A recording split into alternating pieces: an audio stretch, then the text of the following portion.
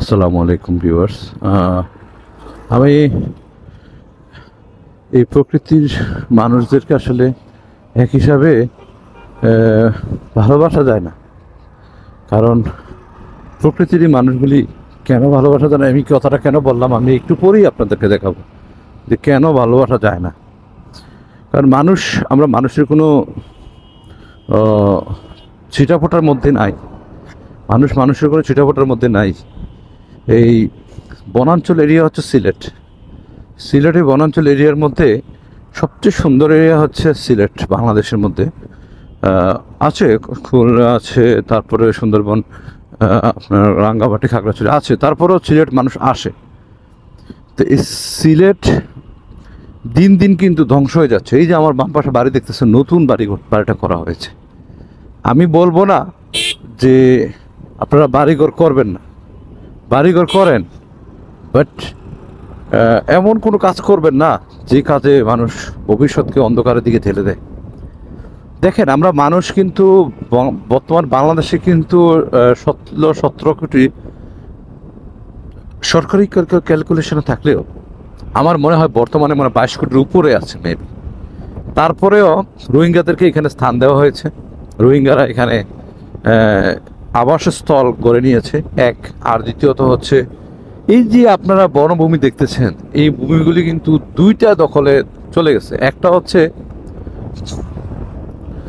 হচ্ছে এই এখন যে বর্তমান চলতেছে, এখানে আমি আপনাকে দেখাবো একটু পরে যে 2-3টা প্রকল্প হাতে নিয়েছে, যে আবাসন প্রকল্প।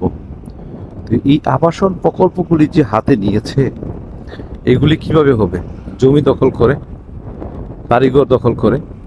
তো আমি বলতেছি যে এই যে জমি দখল করে, এই যে দেখেন মাটি কেটে জমির উপরের মাটি যে বিক্রি করে দিতেছে, এই যে লুটতরাজ যে যেমনে পারতেছে করতেছে। তো এই সময়ের মধ্যে এই লুটতরাজে মানুষের কি পরিমাণ ক্ষতি সাধন হচ্ছে, এটা মানুষ এখন বুঝতেছে না।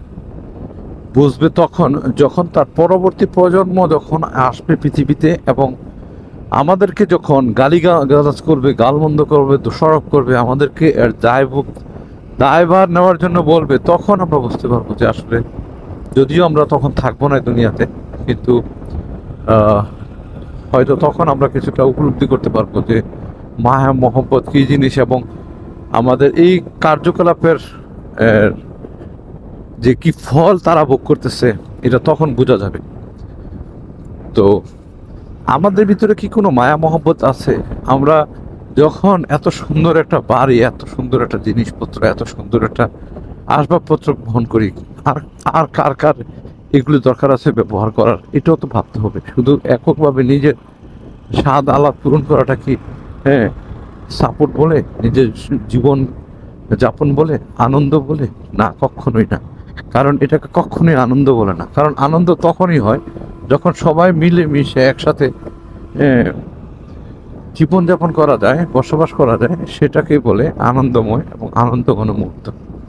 তো এই বিষয়টা আমাদেরকে মাথায় রাখতে হবে। কারণ হচ্ছে এই বিষয়টা আমাদেরকে মাথায় না রাখলে আমরা কিন্তু মানুষ হিসেবে জন্মগ্রহণ করে মানুষের মনুষ্যত্ব ভিতরে আমাদের ভিতরে থাকবে না। তো মানুষের মনুষ্যত্ব রাখতে হলে কিন্তু আমাদেরকে এই জিনিসগুলো মনে রাখতে হবে। এই যে দেখেন সাইনবোর্ড বাম দিকে কিন্তু আপনার একটা আবাসন প্রকল্প করা হয়েছে। তো এই যে আবাসন প্রকল্পগুলি করা হয়েছে, এগুলার কি কোনো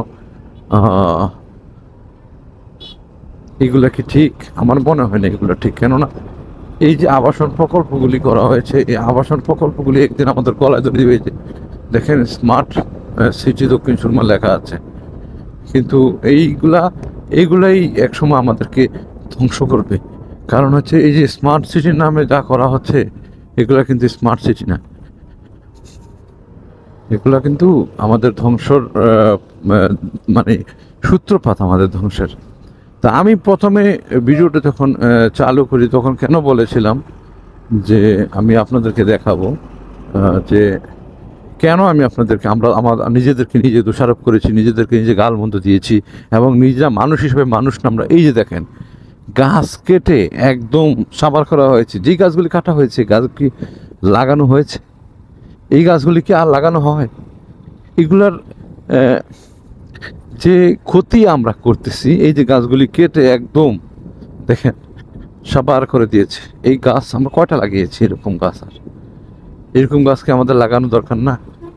আমাদের এই জিনিসটাকে তুলনামূলকভাবে আমাদের যে ক্ষতিটা আমরা করেছি নিজেদের, এইরকম ক্ষতি অনুযায়ী আমাদের ভবিষ্যৎ আমাদের কি গালি দিবে, আমাদের ভবিষ্যৎ আমাদেরকে কি বলবে? তো কিছুই বলার নেই, শুধু শোনার আছে, কিছু বলবো না, কারণ আমার এই ক্ষমতা নেই। এই যে মানুষ গাছ কেটে সাফ করে দিচ্ছে, তার কোনো সমাধান কোথাও নেই। তো ভালো থাকবেন, সুস্থ থাকবেন। দিন দিন জঙ্গল উজাড় করে দিচ্ছে। আপনাদের সকলের সর্বাঙ্গে মঙ্গল কামনা করে আজকে এখানে বিদায় নিচ্ছি। আসসালামু আলাইকুম।